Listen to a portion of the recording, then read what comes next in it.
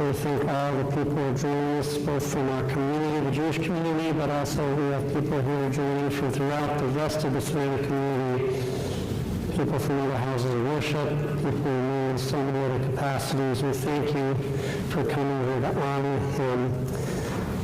It is an honor here to invite up Rabbi Steve Grandfast, who is the former rabbi of Congregation Mickve Israel in Savannah, who is currently a rabbi in Akron, Ohio, is a longtime friend of Rabbi Belzer, because he's going to officiate this afternoon. Retired rabbi.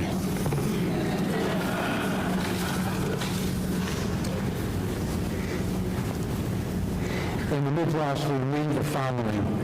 Every person has three names. The first name is given to us by our parents. We have no control over that. One is the name we are called by others. We might have some control. But the more interesting one is the one that we earn for ourselves. And Arnie, I call him Arnold, earned a Shem Tov, a good name, throughout his many, many years.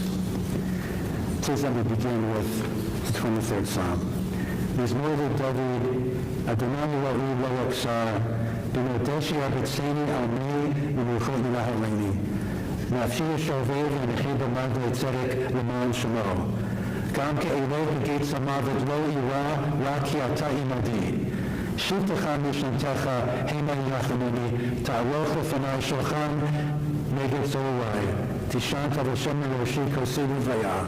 אך טוב וחסד תרדפוני כל ימי חיי, ושבתי בבית אדוני לאורך ימים. The Lord is my shepherd, I shall not want. God has me to lie down in green pastures, leads me beside the still waters, guides me on paths of righteousness, revives my soul for the sake of God's glory. Though I walk in the valley of the shadow of death, I fear no harm, for you are with me. Your staff and your rod comfort me. You set a table in sight of mine enemies. You anoint my head with oil, my cup overflows. Surely goodness and mercy shall follow me all the days of my life, and I shall abide in the house of the Lord forever. Amen. Apparently, Arnold orchestrated today. He had notes. He never got notes to me, but he got the notes to Nathan, and Nathan gave him the notes. And one of the notes was, everybody who speaks can only speak 5 minutes. Which probably will not happen, certainly for myself. But that's okay. He's certainly here in spirit. He permeates the building. We lived here 35 years ago. I remember there was no nice building behind us. It was like not a nice boxy building. He helped build that. I see that ship that's hanging in the lobby. He told me the whole story. He told me a lot of stories about the synagogue and about his life.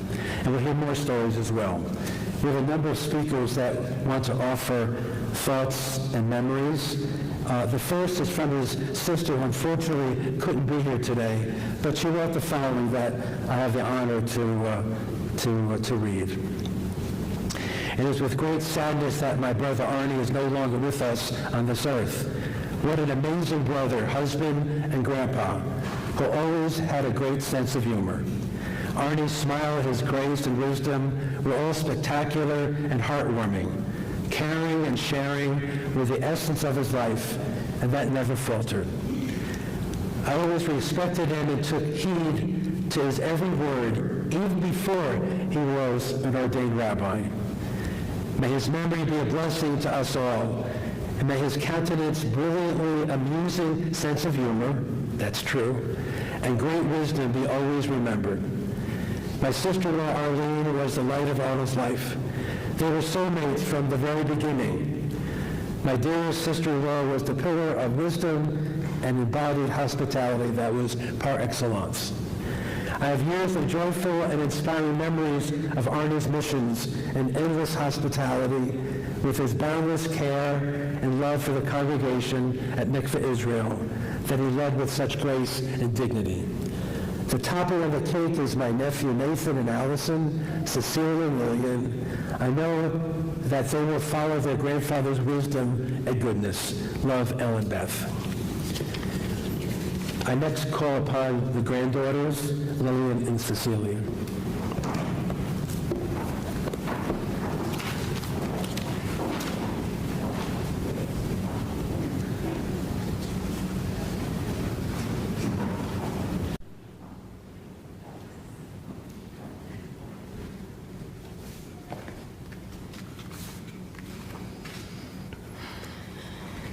Sleepovers at Gammy and Sadie's were not rare, but were always such a treat. Gam would sing Row, Row, Row Your Boat over and over, and Sadie would read our favorite story from the Yiddish joke book. If you know him well, you've probably heard it before. A man walks into a restaurant and orders soup. I already see some smiles from those of you who know how this goes. The man orders the soup and it arrives. He looks at it and immediately tells the waiter, "Taste the soup, taste the soup." Zadie told lots of jokes. A lot of them we laughed at, a lot of them we may have been a little embarrassed by, and a lot of them were somehow both. I remember one day in first grade, Zadie came to pick me up from school. He drove up in his red convertible, but he didn't stop there. He hopped out of the car and waited for me, parking in the middle of the carpool lane and just walking up to greet me as if every parent did that. He had on this leather bomber jacket with different patches, and I was mortified. I can picture this moment perfectly, and I can still feel my cheeks changing to match the exact hue of his car. I got in as quickly as I could and felt every eye on me. But as embarrassed as I was that afternoon, the next day at school, everyone told me how cool my grandfather was. That is exactly who Zadie was, always making himself known, convertible or not, because he could light up every room or every carpool lane. Deep down, we always knew he was a cool grandpa because what other grandfather picks their granddaughters up from school and takes them to Sonic for mozzarella sticks or a Sonic Blast? I only found out this week that Zadie didn't pick me up every day from preschool because I always remember him there on time in that red convertible because Zadie's presence was so strong and so joyful. Whether it was letting us have unlimited frozen yogurt on a cruise in Alaska or turning an Italian train ride into our own little dance party, Zadie had a way of making every moment a celebration. Every time we visited him, it felt like a party. Even if not much time had passed, every dinner was a big holiday because he was so excited to see us and to have an audience. As you all probably know, he loved to talk and he loved to eat slowly. At dinner, we would have to tell him to pause his story so we could finish eating, otherwise we would never leave the table. No matter what he did or how far away we were, we knew he was always proud of us. He believed in us so much. Just last year, he called me and left a voicemail asking me to call him back urgently. I did, and he was asking if he could write in my name on a ballot in November for a local election. I laughed and obliged, knowing I would get exactly one vote, his vote. He was my biggest supporter. He believed I could do any job, whether I wanted the jobs or not. He would see an anchor on TV and say, "You would be great at that." He would see a member of Congress and say, "You would be great at that." And when I told him I was officially going to law school and following in my dad's footsteps, I knew he had never been more proud. He got the chance to see his son become the most successful father he is to me and Lillian.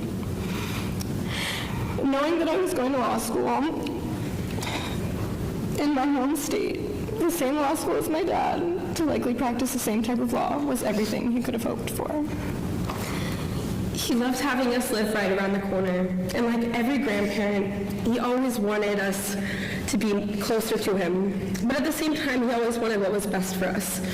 So when I told him I had the opportunity to do medical research in Italy, he encouraged me to take it, knowing it was going to be so far away from him for at least 8 months. Zadie always put us first and constantly reminded us how proud he was.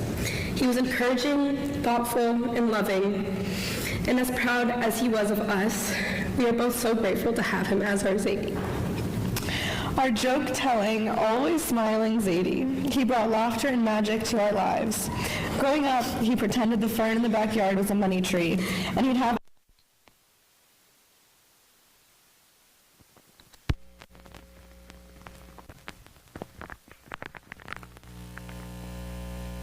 time, he'd continue telling the same long joke, "Taste the soup." The waiter thought it was weird. No one in my 20 years of working in this restaurant has a customer ask me to taste the soup.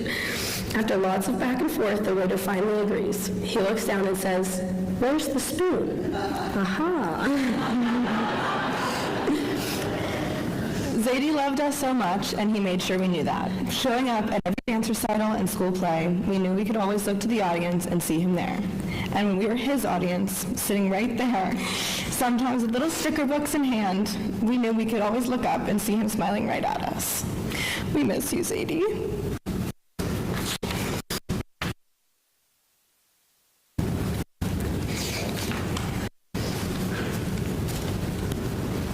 Our next speaker will be Arlene.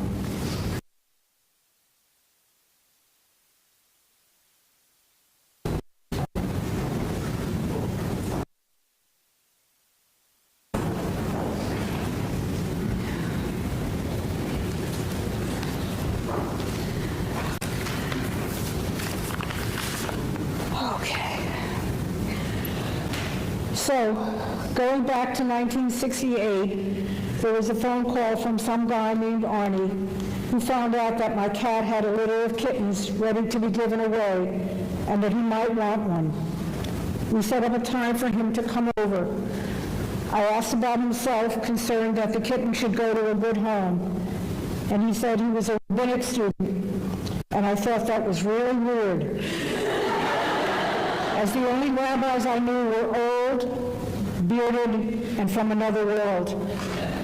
And that was the beginning of meeting Arnie 57 years ago. He was not old, he was not bearded.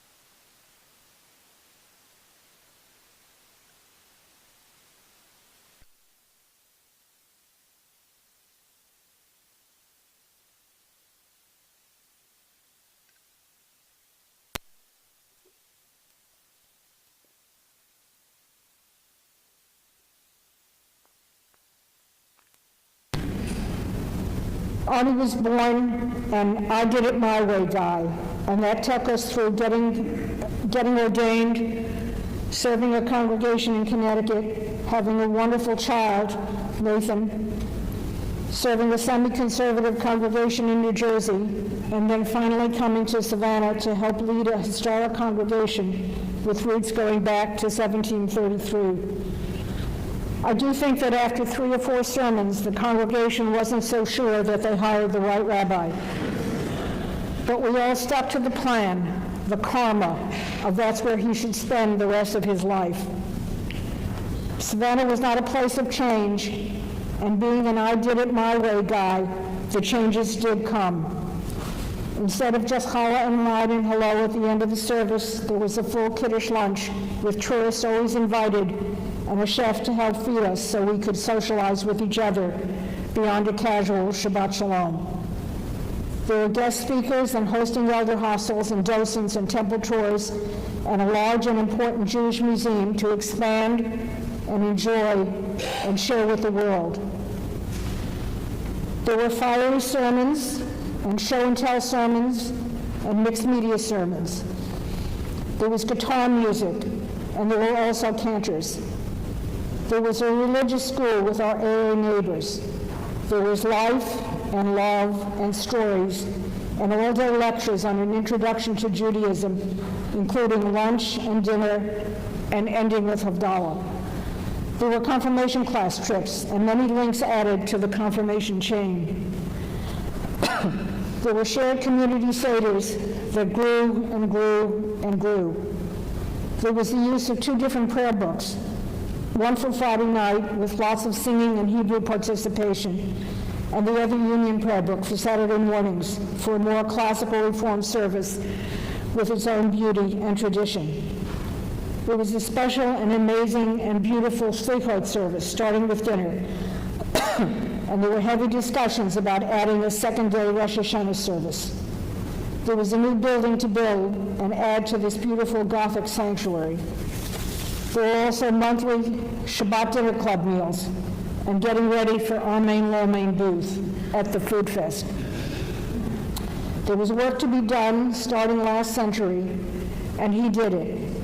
All tradition now at this historic congregation who went with change after all.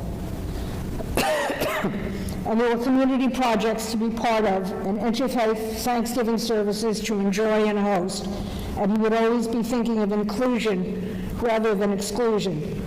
And that was all part of Arnie's adventure here, to explore and expand and be proud of. Yes, Arnie had strong opinions. He never met a stranger, and he loved his spicy ethnic foods. As of late, his favorite side dishes were jalapenos and sriracha. Please remember him in joy and love. Remember his smile. Remember his laugh. Remember what he taught. You can honor Arnie's memory by remembering some treasured moments with him. For many, there are wonderful moments to remember. For others, there are tough moments to replay. On behalf of our family, Nathan, Allison, Cecilia, and Lillian, there are thanks for letting him be here today on his journey back to God.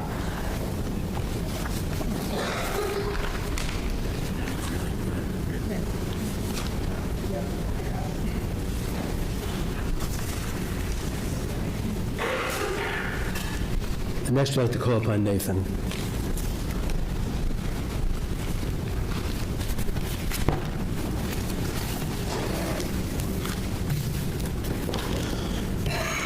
Tough acts to follow.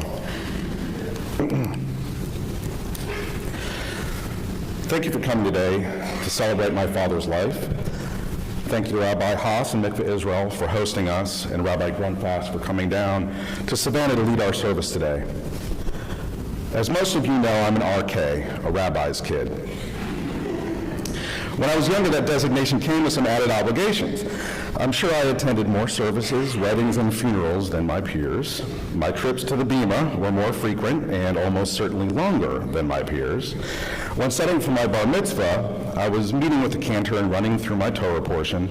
I finished chanting what I had learned so far, and the cantor congratulated me on learning everything. Everything? I'm only halfway done. Apparently, unbeknownst to me and the cantor, my dad had made my portions quite a bit longer than everyone else's. I often heard Allison's grandmother on her Myrick side, who just about everyone called Granny, say that with privilege comes responsibility. But I'd like to flip that saying. With responsibilities come privileges. While I had responsibilities as an RK, I also had the privilege of seeing my dad work, seeing him in action on a weekly basis. Not a lot of kids have that privilege, and I'm grateful.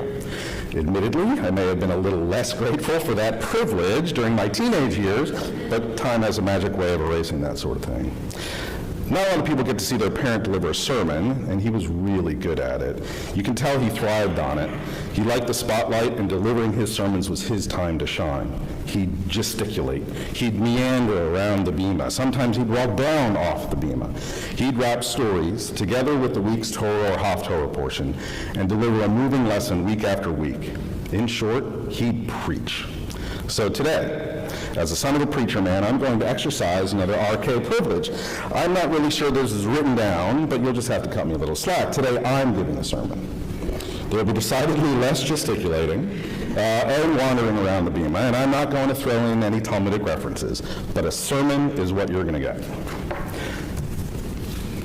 Rabbi Haas, Rabbi Grunfast, and Allison, for that matter, don't worry, this is a one-and-done scenario. I'm retiring after today. But for today, a sermon. And in this sermon, I'd like to talk about 3 lessons we can all take away from a life well lived. First, lesson. Do it your way. You heard my mom say it. My dad was an I did it my way guy. I think the song could well be his life's anthem. We even thought about finishing the service by listening to Frank Sinatra belt it out. My dad actually would have loved that. But you can all hear it in your head. You can hear the refrain. You can hear Frank's sultry voice. I don't have Frank's sultry voice, so I'll just read the last verse for you. For what is a man, what has he got? If not for himself, then he has not. To say the things he truly feels, and not the words of one who kneels.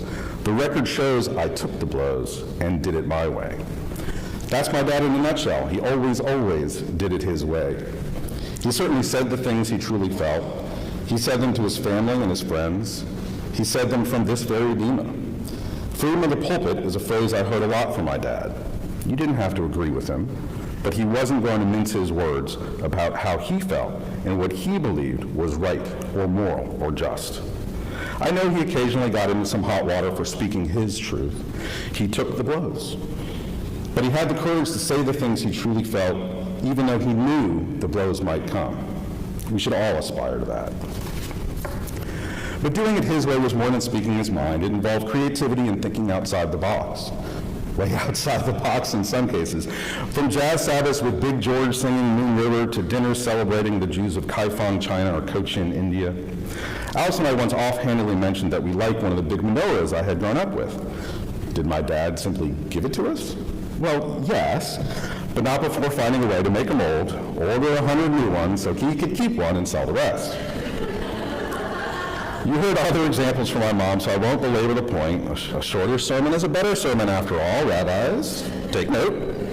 So I'll just leave this as lesson one. Like my dad, be true to yourself, think outside the box, and do it your way.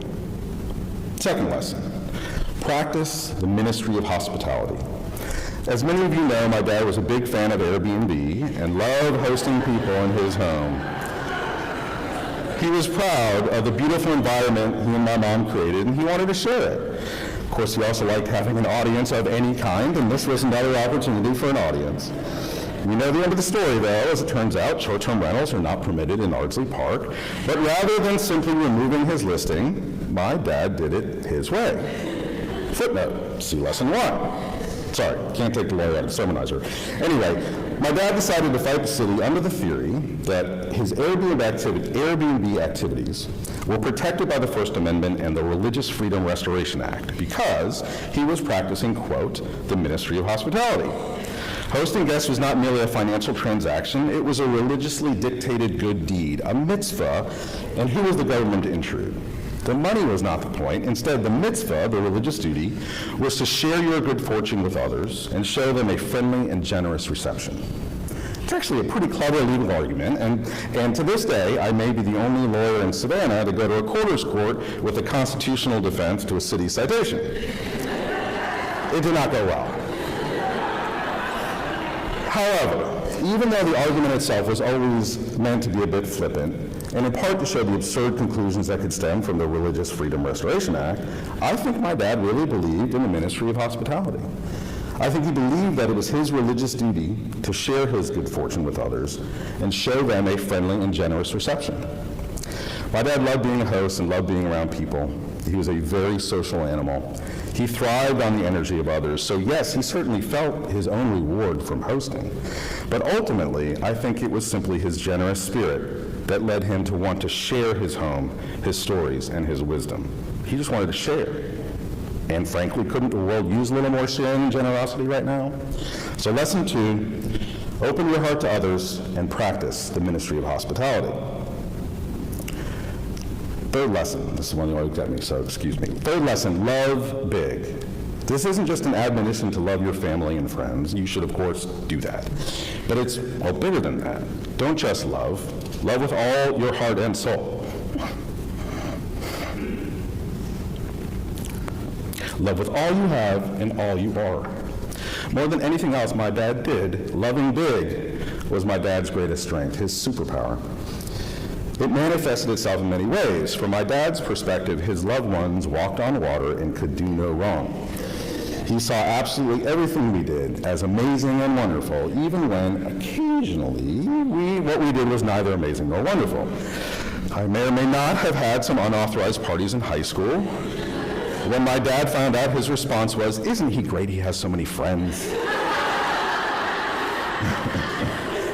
I once put sheetrock on top of the hot tub, brilliant idea, thinking it would help the hot tub heat up more quickly, not realizing, of course, that the moisture would make that sheetrock disintegrate completely into the hot tub, essentially ruining the inner workings of this hot tub forever. My dad's response? Well, at least he was thinking creatively. He was fiercely proud of us, and perhaps even more importantly, he let us know it often. There's not a congressional race that he didn't think Cecilia should enter, and I think he was genuinely bewildered by the fact that Jen Psaki had her own show on MSNBC when Cecilia could do it just as well. Lillian, of course, had just skipped the whole med school thing, go right to the Nobel Prize in Medicine. To be in his orbit was to feel his big love, and I think that extended beyond his family. It extended to his congregants, to his Airbnb guests, to his group that gathers to talk politics. We all felt it. As word spread that my dad died, I started receiving messages from those near and far. One refrain struck me.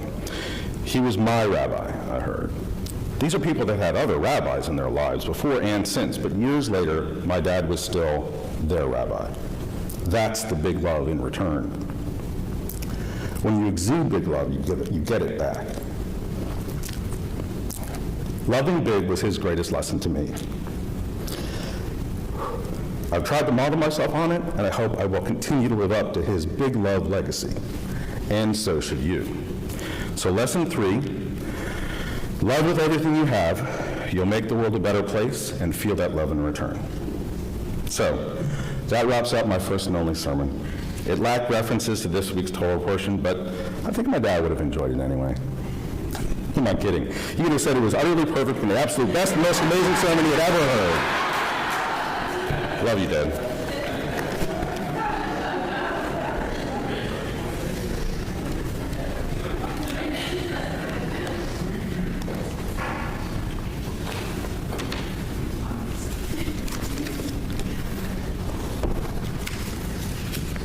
Before I begin, I want to thank Rabbi Haas and the congregation for allowing me the opportunity to be here to honor my good friend, Arnold Arnie Belzer. I never called him Arnie. I'm not sure why, but it was always Arnold wherever we went. It's a day of sadness, of course, but it's also a celebration of a life well lived, as we already heard. He was a rabbi's rabbi, orator, compassionate, optimistic. He was my friend for 35 years. I came here in 1988. He and Arlene came in 1990, and we became good friends right away.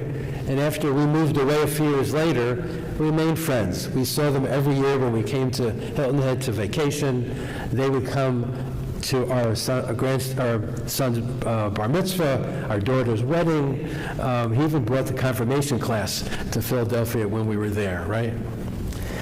Colleague, confidant. He loved his pool and spa at his house. His ponytail and Jaguar. He had a ponytail. He had a Jaguar with a license plate that said Rabbi 1. I thought it was great. He had big ideas. He did great interfaith work here in the city.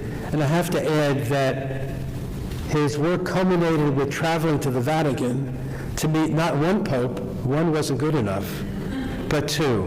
In January 2005, he met with Pope John Paul II, and in September 2008, met with Pope Benedict as well. And he was also active within the city as well. He was a kind and gentle soul.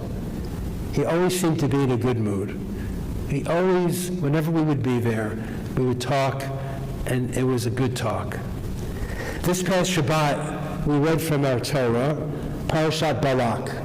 Balak was a local king, and he was very fearful of the Jewish people, of the Israelites. He was fearful of them because he had heard what they had done to other peoples. And so he decided to send a fellow called Bilam to offer a series of curses upon the Jewish people. He thought that would be a good idea. He would curse those people, and it would have an effect. And as the story goes, whenever he opened his mouth, what came out was blessings.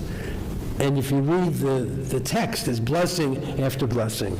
He wanted to curse, and blessings came out. And like Balaam, the only words today that come forth from our voices, and for an individual who brought blessings to many people, from his loving family, his congregations, and the Jewish people. He was a true blessing to me all these 35 years. Whenever we spoke on the phone or in person, we would talk shop, rabbinic shop, religious shop, share rabbinic insights and ideas, some of which we can never share with anyone from the pulpit or in public, or for that matter, with anyone else. And as Nathan said, Gemilut Chesed, he was a person of loving kindness. He showed it throughout his entire life. He showed it to our two children at a very special time in their lives when he spoke with them. And Judy and I will never forget his and Arlene's kindness in holding a goodbye party for us when we left Savannah. Remember that? You were living in the Landings at that time, I believe. And there were a lot of people there. And at the very end, he gets up and goes, he said something like, "Where do you want to go? We're sending you to Disney World," like at the end of, and we did, we went to Disney World. And also, as I mentioned earlier, when they came up to our son's bar mitzvah in Akron, he arranged that he would meet the confirmation class a few days later. And so they would vacation and view all of the sites in Philadelphia.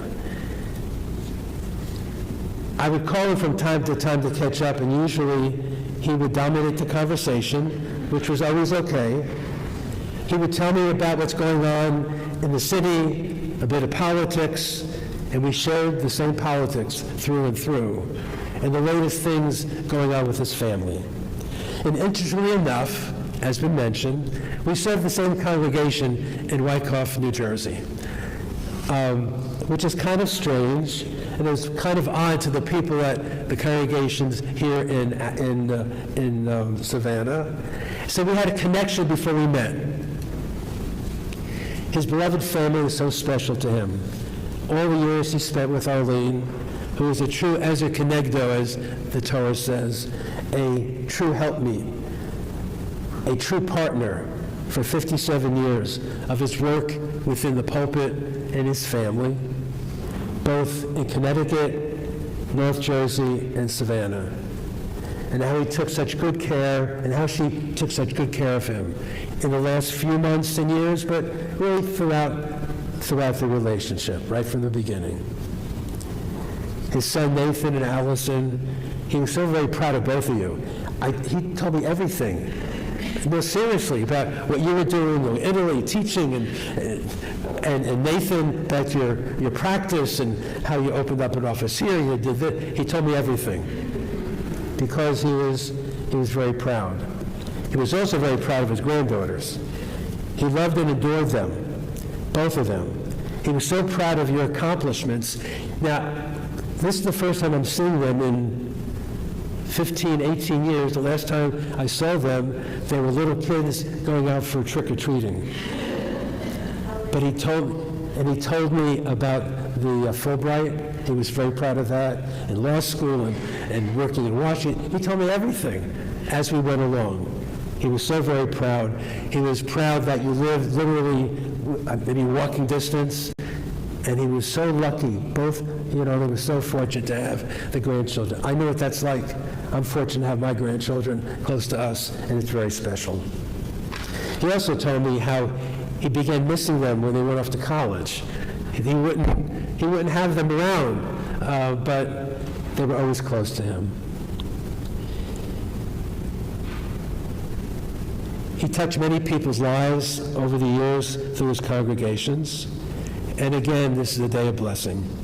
He was proud to be rabbi at this historic congregation. He took great pride in the physical plant and the history of the congregation. He helped it grow and thrive and prosper. He loved showing people around. He was the best docent the congregation ever had. And I remember that, if you have a chance to see that ship hanging up well, kind of, you can't see it behind me, but it's in the lobby. He told me all about that ship that he had arranged to come here. Judy and I would see Arnold, Judy's my wife, in the third row. We would see both of them year after year in our yearly trip to Hilton Head. We would come to Savannah for dinner or for lunch, or they would come out to our hotel and spend the day and go to our favorite restaurant on the water. It was a continuation of our conversations. We may not speak for months and months, but when we came back, it was like picking up the conversation again. Sometimes they spend the entire day, several times they spend the night with us at the hotel. These are such good memories and good blessings as well. Another blessing I want to share with you, it was written by my son, our son, Joey. He likes to be called Joe, but Joey. And I want to read, when I told our two kids that he had passed away, they knew him, of course, they were little kids. Joe was 7 or 8 years old. Our daughter was finishing 8th grade. And, but they remembered him, especially our son. I didn't realize how he zeroed in onto him. You don't know these things. So he says this, I knew Rabbi Belzer when I was very young, but the fact that I remember him nearly 30 years later is proof of how indelible a presence he was. As the son of a rabbi, I understand how much theatrically presence and precision matter in this calling. Rabbi Belzer had all of that and more. He had a way of making you feel truly seen. With his wit, warmth, and singular charisma, he could light up a room and zero in on a soul in equal measure. My most vivid memory of him is from my bar mitzvah. I was painfully awkward and self-conscious 13-year-old who still looked 8, a transplant from Savannah, struggling to find my way in the Philadelphia area. My Torah portion was Maso, the introduction of Samson, the Torah's own superhero.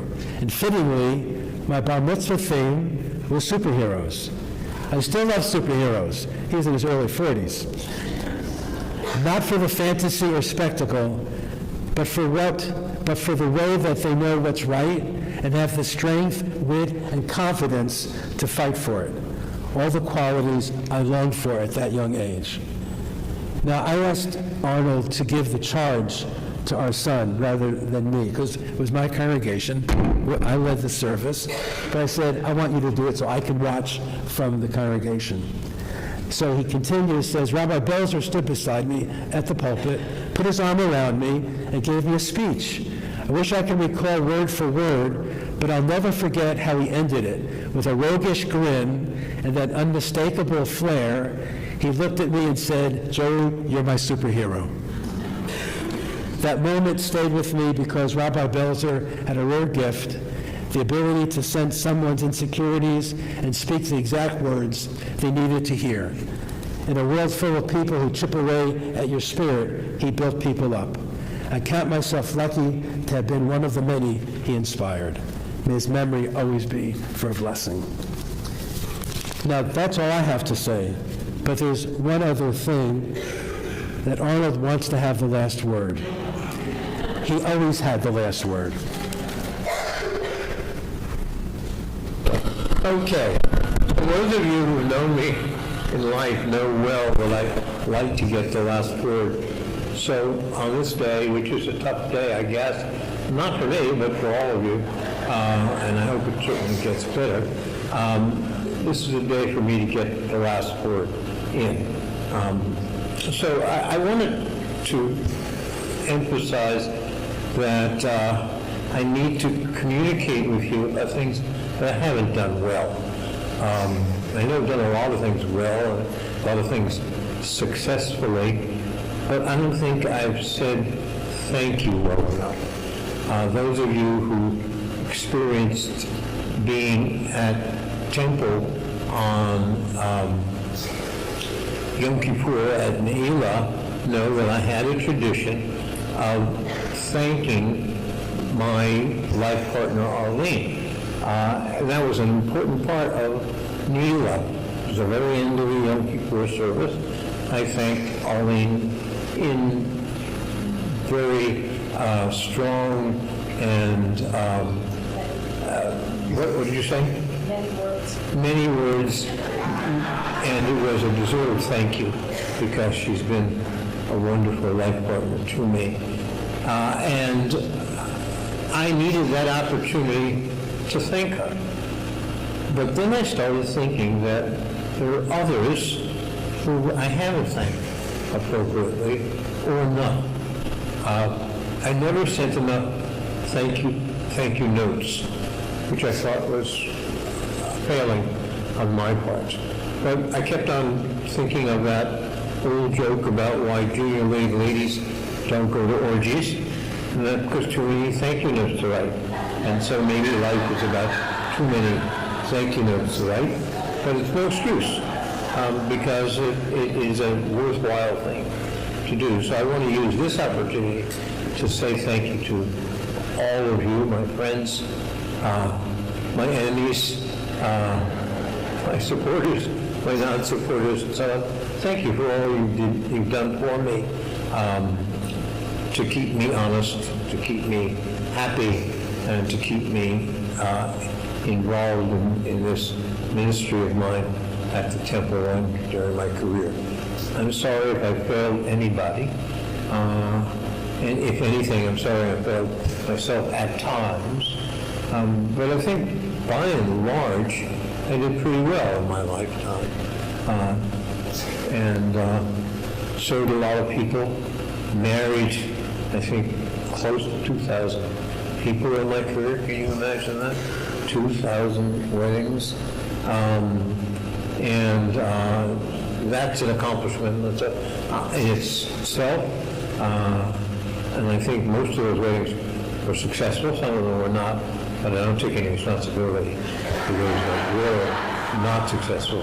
So I'd like to say farewell, and I'd like to acknowledge the people who gave me love and who supported me. Arlene, of course. Arlene requires thousands of words, which I'm not going to do at this time, but you've heard it, many of you, at times. I want to thank Arlene. I want to thank Nathan, my joy of a son, my successful son, my wonderfully warm and loving son, who gave me two spectacular granddaughters, Cecilia and Lillian, and of course, brought into our family, Allison. Allison is spectacular, warm and loving, and she contributed to making my granddaughters, Cecilia and Lillian, into successful, young, beautiful, and talented women that they are. And so thank you, Allison. Thank you, Nathan, for the joy you brought to my life. I have to thank my sister for just being there for all of my life. I love you, Ellen, and I wish God's blessing upon you. And I think I want to end by thanking y'all. Y'all. That's a Savannah word I've learned to use. I think I've done it okay. I came up with Shalom y'all, so I give you that Shalom y'all for all of you as a permanent gift. So don't forget it, say it, use it, and lots of blessings. I love you, y'all.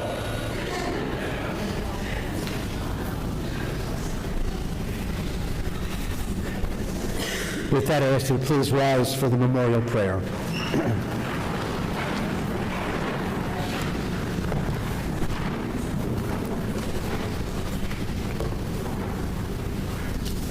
El Melo Rachamim Shochein B'Moromim Hametzei Menucha Nechona Tachat Kanfei HaShechina B'Maro Kedoshim U'Torim Gazarakia Masrim Et Nishmat Avraham Meir Ben Binyamin Uframa Shalach Le'olamo B'Gan Eden Tehei Menuchato Ana bala rachamim, hasdirehu, b'seitir knafecha, le'olamim, utzro b'tzro chayim, et nishmato.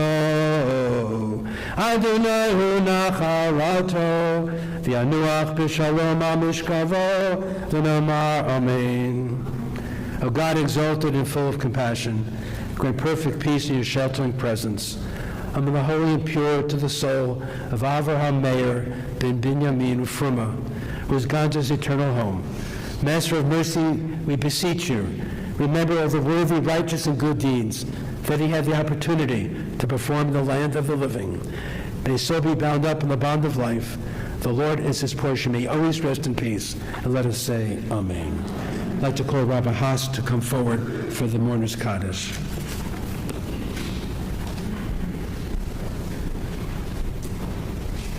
I invite everyone who would like to recite it with me. This is the prayer we say for those who have died and at the anniversary of their death in the future. Yitkadal v'yitkadash shemei Rabbah v'hamad yivrach ruteh v'yamlich malchuteh v'chayachon v'yamechon v'chayedecho beit Yisrael v'agalah v'zman kariv v'yamru Amen. Yehei shmei Rabbah mevarach le'olam olamei almaya Yitbarach v'yishtabach v'yitpa'ar v'yitromam v'yitnaseh v'yitadar v'yitaleh v'yitalal shmei dekudisha b'rechu Le'ela min kol birchata v'shirata tushbechata v'nechet mata tamiram v'yama v'yimru Amen. Yehei shlama Rabbah min shemaya v'chayim aleinu v'al kol Yisrael v'yimru Amen. Hosei shalom b'mromav hu ya'aseh shalom aleinu v'al kol Yisrael v'yimru Amen. May God grant peace to those who mourn and comfort to the bereaved among us as we say Amen. Please be seated. Just a few announcements. This family will be sitting and observing Shiva at the home of Nathan and Allison, 11 East 46th Street, this evening between 6:30 and 8:30. Tuesday, 2 to 4, 6:30 to 8:30. Wednesday, 2 to 4, and 6:30 to 8:30. There'll be a Shiva service, a religious service, at 7 to allow the family to recite the Kaddish. And also, I was supposed to say that after we complete and finish here, everyone's invited to the Mordechai Sheftel Hall for a collation.